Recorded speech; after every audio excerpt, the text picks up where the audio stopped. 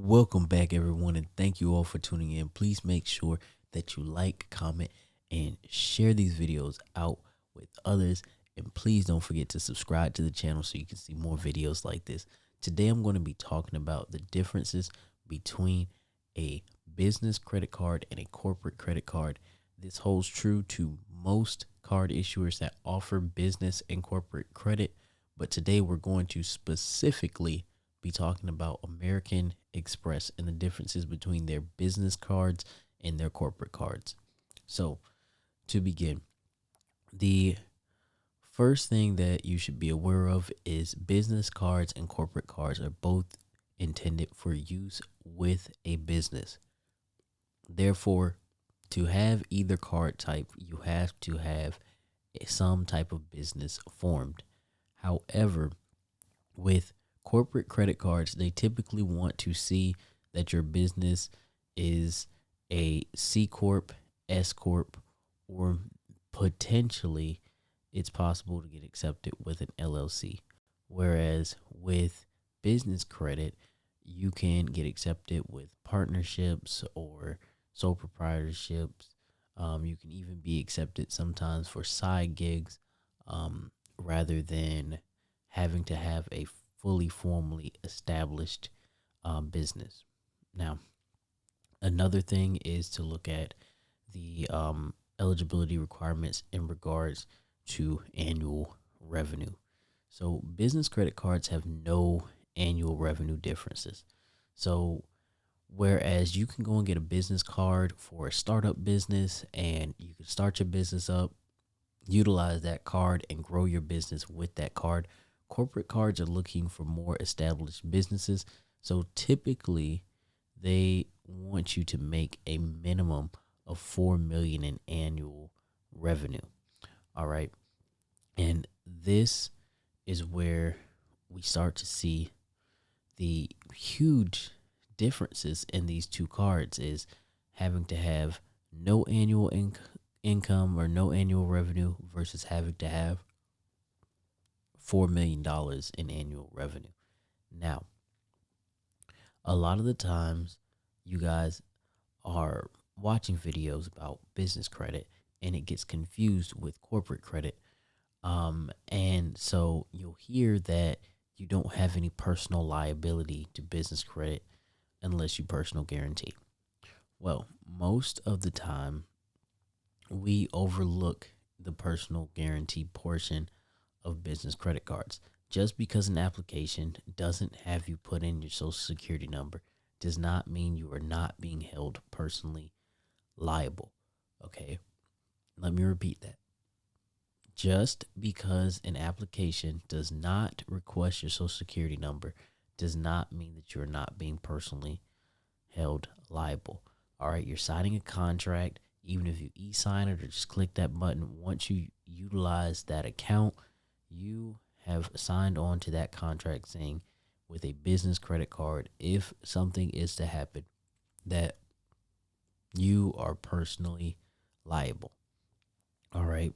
With corporate cards, however, on the other hand, there isn't personal liability.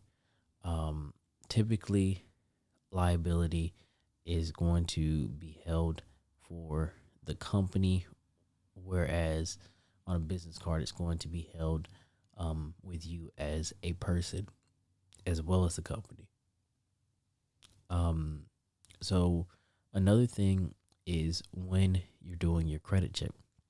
Typically for corporate cards, they're going to be reviewing all of your documents and kind of making a judgment off of the business and how much they're going to loan. Whereas on a business card, they're going to be checking your personal credit. And a lot of the times, especially with American Express, this kind of gets overlooked because a lot of that information is already in the system when you apply. So because they're not asking you for that information again, it doesn't mean that they're not accessing that information and putting it into your account. Now, another thing is as far as spending with corporate cards, you have to authorize your purchases. So with That being said, if an employee is making unauthorized purchases, or making personal transactions on that corporate card, um, with corporate cards, you are able to go after that employee for what they're spending that they're not supposed to be spending. All right. Now, just to move a little bit further into some of the features, business cards and corporate cards allow for, travel rewards, perks, points, bonuses, cash back, all those things. They also allow for you to integrate them with accounting software, which is good. Now, you, with both types of cards, can also set spending limits and restrictions.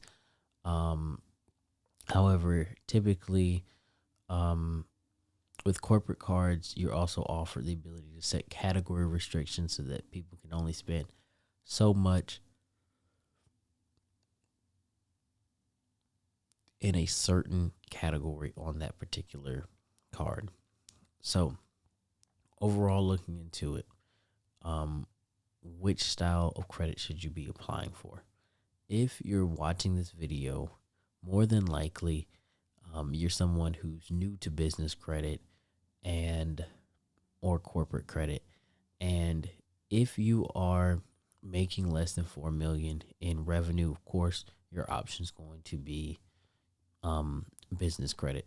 However, if you have the opportunity and you're making enough money, you have a large enough corporation, S Corp or LLC, and you see the opportunity there, why not take it? Why not go ahead and apply and get yourself into that corporate credit stream?